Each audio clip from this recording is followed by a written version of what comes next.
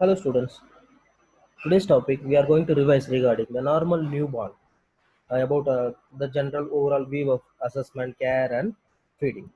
Okay, so over this concept if you are seeing the first and foremost, the terms neonatal period if you are saying birth to 28 days of life. Then term infants are called the baby those who are born between 38 to 42 weeks of gestation. Then transition period if you are taking phases of inability or instability where during the first 6 to 8 hours after birth. Transition period, how best the child is getting attached to the extrauterine life. Okay, so over this concept, we are moving to further. Viability. What is viability? The capacity to live outside of the uterus. About 22 to 24 weeks since the last menstrual period, or fetal weight greater than 500 grams. So, viability indicates where the fetus can able to survive in the extrauterine life, uh, that is outside the uterus, at the age of 22 to 24 weeks of gestation. Okay, or you can say it up the fetal weight is 500 grams. The past was 28 weeks, which technology and advancement this is become shorter and shorter with the help of technology, where the child can able to survive from 22 weeks to 24 weeks of gestational period or gestational age. The next physiological changes of the newborn to adjust to extrauterine life. What happens during birth to the neonates? Why? What are the support or what are the changes we can able to predict from the child side? What may be the vitals? What may be the physiological process that we can able to predict? So circulation if you're taking as a glance, transitional circulation is present. So we can able to identify some possibility are there for acrocyanosis. Possibility are there for acrocyanosis. So over this concept, acrocyanosis, the next moving to the peripheral circulation, where you can able to find out there may be some sluggish work of color change. The next, high, which are the high concept. High concept if you're taking RBC. RBC counts are red blood counts are high, 4.8 to 7.1. Then hemoglobin 14 to 24, where WBC count which indicates 18,000 at birth. Then within one day it may change to, or within 24 hours it may change to 23 to 24,000. These are the normal changes present. The next, coagulations. Vitamin K dependent clotting factor are decreased, so vitamin K has to be administered at birth.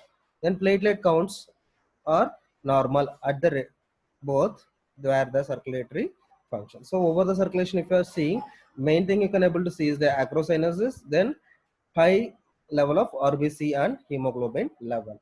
Whereas the WBC, it increase within 24 hours from 18,000 to 23 to 24,000. Okay. The next, moving to the respiratory. Respiratory system, if you are coming for respiratory function, before both oxygen need met by the placenta. We know already very well. Then after delivery, need mature lungs that are vascularized, have surfactant and sacules usually adequate by 32 to 35 weeks of gestation. So at terms, the lungs hold approximately 20 ml of fluid per kg.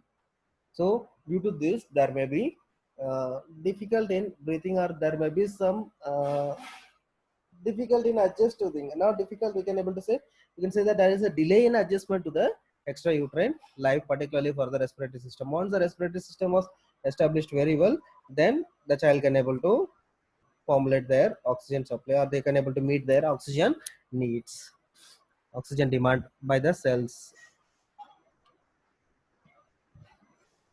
Next, moving to the neurological.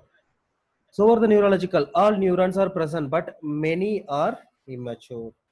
So uncoordinated movements will be present. Then poor muscle control. These are the reason. Then startle easily. Then tremors in extremities, which indicates the weak neurons, where they can't able to take the impulses properly, transmit from the targeted area. They can't able to transmit to the target area. So here in between it will be loosed over. So reasons are uncoordinated movements will be present for the child, then poor muscle control, then startle easily, then tremors in extremities. The next, weight loss. It is normal for the newborn infant to lose 5 to 10% of weight in the first 4 to 5 days of life. So you have to keep this one in mind.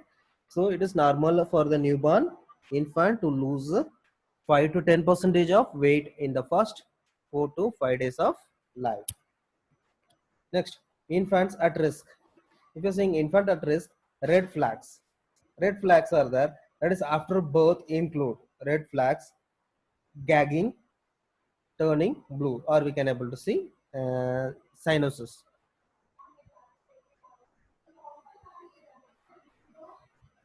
The next, weak cries are then grunting or respiratory distress, decreased or absent of movements, then excessive twisting or trembling, and others. So these are the red flags where the child oxygen supply is not properly moving on, so which indicates the child color change, skin color changes. Then child is having a weak cry, then grunting or respiratory distress, possibility signs of that. Then absence of movement of the child or decreased movement, reflexes, and twisting or trembling, where we can able to find out. So nursing diagnosis for this, if you are saying ineffective airway clearance, that is the first one. Ineffective airway clearance. Second one, if you are taking ineffective thermoregulations. Ineffective thermoregulations. Then third one is high risk for infants related to maturational factors, immature immune system. High risk for infant related to maturational factors. Next, hypoxemia, or you can say it as hypobilirubemia. These all factors are leading to the main attention of the nurses, where the child care has to be provided. Then beginning integration of newborn into family unit. So nursing care to meet the newborn needs are prevent infection first and foremost. So hand washing, the basic hand washing, stay away from large group or ill individual. Then prophylactic agents, like example, eye care, cord care, and bathing has to be postponed. Eye care, cat care has to be provided properly, and bathing has to be postponed till the cord falls. Then vernix ward, the vernix cases are present that should not be wiped off. It will maintain the body temperature. Then breastfeeding has to be initiated as soon as possible within half an hour of birth. Then warmth, after birth temperature is stable, after the temperature is stable. Then warmer or isolate or bundle if supportive care is needed. Then cover the baby head. Then keep out of drafts. Then skin to skin contact or kangaroo mother care has to be maintained. Then cover the baby with a warm towel or warm dressing. Then they don't place the baby near the windows. Like we have to avoid the possibility of hypothermia. Hypothermia possibility are there like radiation, then evaporations, then conductions. These activities has to be avoided. Then position of sleep, back to sleep, feet to foot of bed. Then no stuffed animals or excessive blankets in bed. Do not cover head in stroller. Then do not keep house too warm. No smoking around infant environment. Then cleanliness, no tub bath until cord off unhaled. Then clean around organ of elimination and mouth after soiling to prevent skin breakdown. Daily head to toe bath not necessary. Okay to clean and touch the soft spot. Pull diapers away from umbilicus area. They never leave child alone in the tub. This not cause. Then over the research, they had identified so many things are there, like 1,811 newborn babies of two groups, one receiving cord care with alcohol and one group not. So equal infections in infants who received and did not receive cord care. So cord separations, alcohol use 9.8 days, that is within 10 days it has been followed. So no alcohol used, it takes around 8 to 16 days.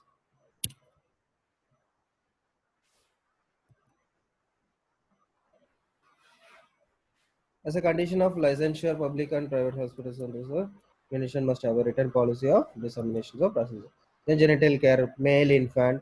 If penis is uncircumcised, do not retract the foreskin, leave it alone. Female infant, wipe from back, front to back. If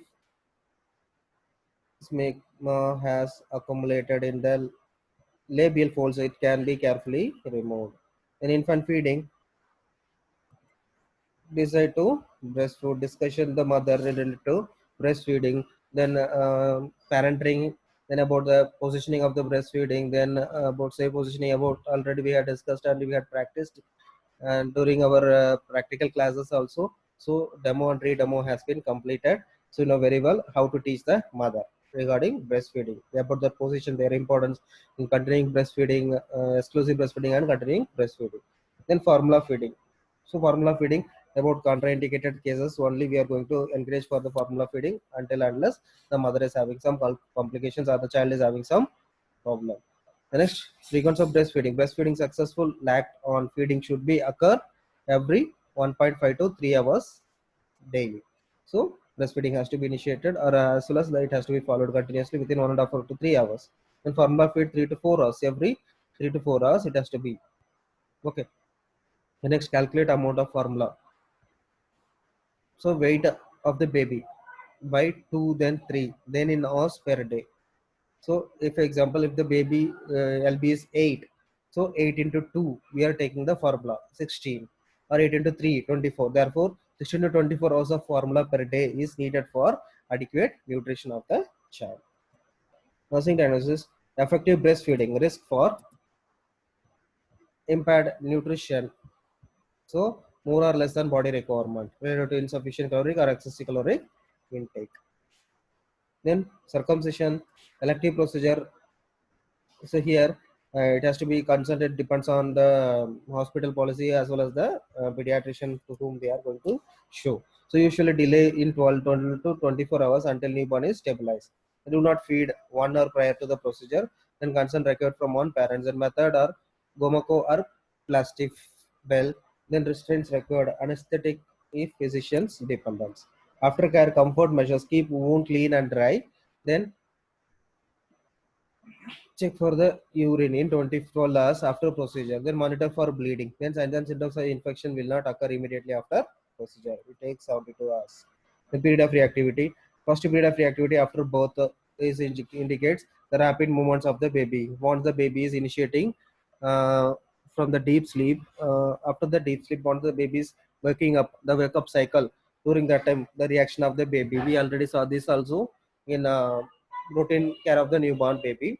So here you can able to see that after the wake uping cycle, within 10 minutes, the child is going to have the period of tachycardia, tachypnea, then increased muscle tone, skin color, then mucous protection and pause meconium. Then the child start to cry, which initiate the child period of reactivity. Once the stomach was full and the child go for sleep, then after sleep cycle was complete, then the child wake up during the reactivity period, tachypedia, tachycardia, tachypnea, and increased muscle tone, skin color, then mucous protection will be there. Then automatically the child passes the meconium within 6 to 7 hours. So within 24 hours to 48 hours, the meconium will be passed out. This is the period of reactivity. So these are the overall glance of the newborn baby concept. So about this concept, we already saw that we'll see this in a different headings in forthcoming classes in detail. So about already this is a revision to have a glance for you. Hope so you will recall your topic